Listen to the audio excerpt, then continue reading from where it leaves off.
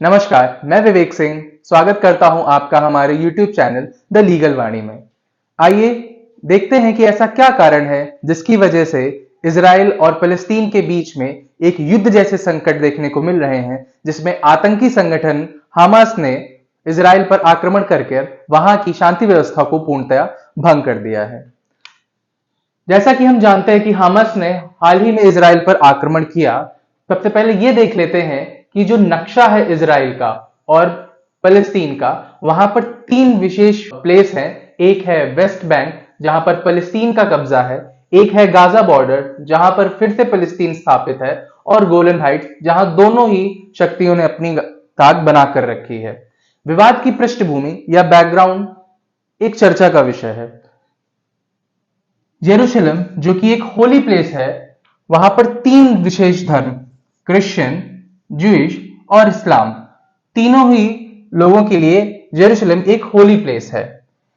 Christian और यहूदियों के लिए टेंपल माउंट, इस्लाम का अल अक्सा मॉस्क, जो कि इस्लाम में थर्ड इंपॉर्टेंट मॉस्क माना जाता है।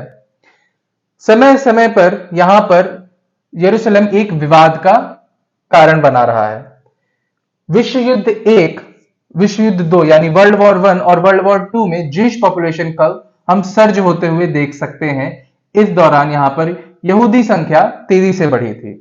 यही देखते हुए यूएन में एक पार्टीशन प्रोग्राम या एक विभाजन योजना लाई गई थी, जहां पर इजराइल और इस्लामिक कंट्रीज में एक कंसेंट या एक कंकरेंस नहीं बन पाया और इजराइल ने तो उसको स्वीकारा, मगर इस्लामिक कंट्रीज ने उसको डिनाई कर दिया।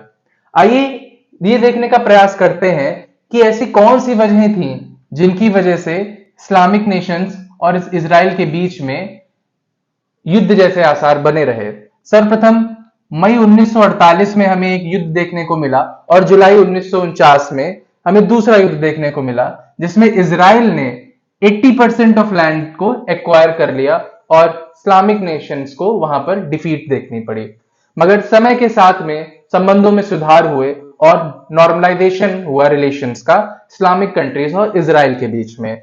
आइए देखते हैं वो क्या कारण थे जिनकी वजह से इजराइल और इस्लामिक नेशंस के बीच में एक नॉर्मलाइजेशन ऑफ रिलेशनशिप देखने को मिलता है।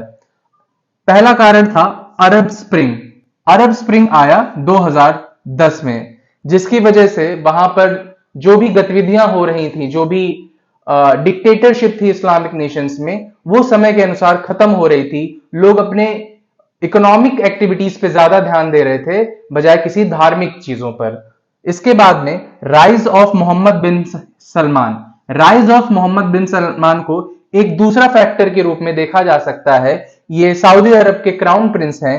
इन्होंने ही इजराइल के साथ में संबंध को ठीक करने में विशेष ध्यान दिया और इनका ध्यान भी इकोनॉमी और डेवलपमेंट की ओर ज्यादा था बजाय किसी रिलीजन इंस्टीट्यूशन या रिलीजन एक्टिविटीज को ज्यादा बढ़ावा देने के लिए।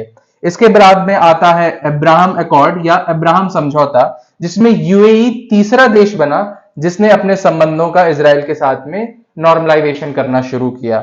उसी के बाद में इजिप्ट 1979 में और जॉर्डन 1994 में इन्होंने अपने रिलेशनशिप इजराइल के साथ में ठीक करने के प्रयास किए।